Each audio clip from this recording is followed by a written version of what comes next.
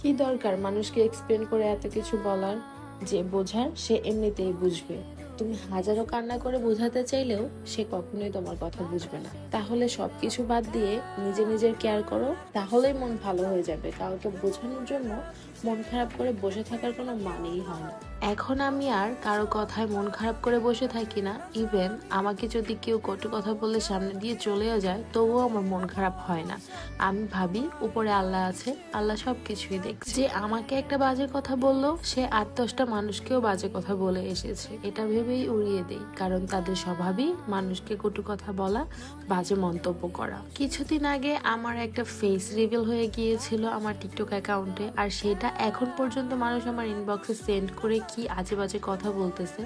অনেকে দেখলাম ভালো কথাও বললো, আবার অনেকে দেখলাম আমাকে হার্ট করার জন্য যা ইচ্ছা তাই বলতেছে। সবকিছুর ঊর্ধ্বে একটা কথাই বলবো, আমরা সবাই মানুষ, আর আমাদের সবাইকে সেই এক আল্লাহ তাআলাই বানাইছে।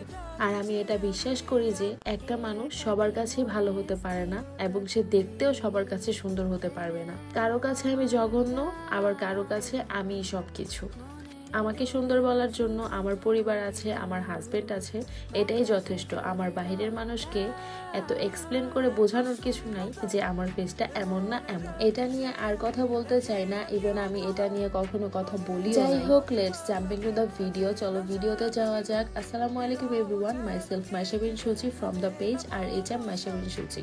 কথা বলতে বলতে তোমরা এতক্ষণে 2-3টা স্টেপ দেখেও ফেলেছো আমি হিজাবটা কিভাবে বাঁধতেছি। আমার ইনবক্সে সেই প্রথম থেকে আপু তুমি হিজাবটা কিভাবে বাঁধো, আমাদেরও শেখাও, হিজাব টিউটোরিয়াল।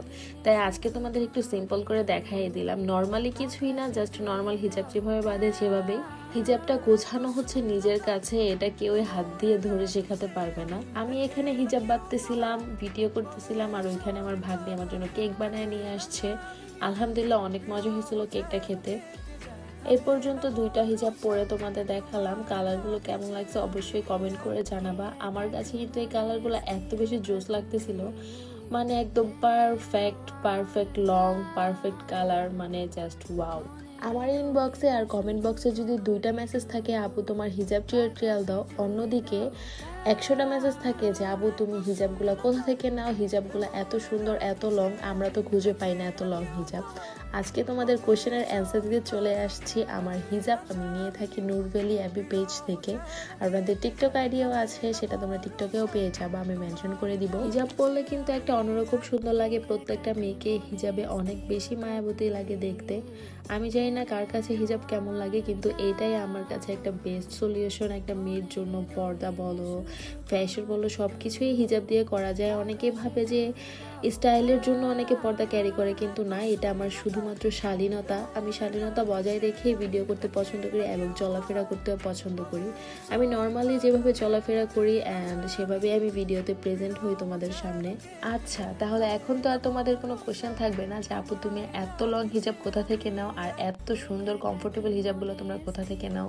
তোমাদের সবার কোশ্চেনের অ্যান্সার আজকের ভিডিওতে বলেই দিলাম, অ্যান্ড টিউটোরিয়ালও তোমরা একটু দেখে বুঝতে পেরেছো অবশ্যই। তো আজকের ভিডিওটা এই পর্যন্তই, দেখা হবে নেক্সট কোনো ভিডিওতে। থ্যাঙ্কস ফর ওয়াচিং এভরিওয়ান, আল্লাহ হাফেজ।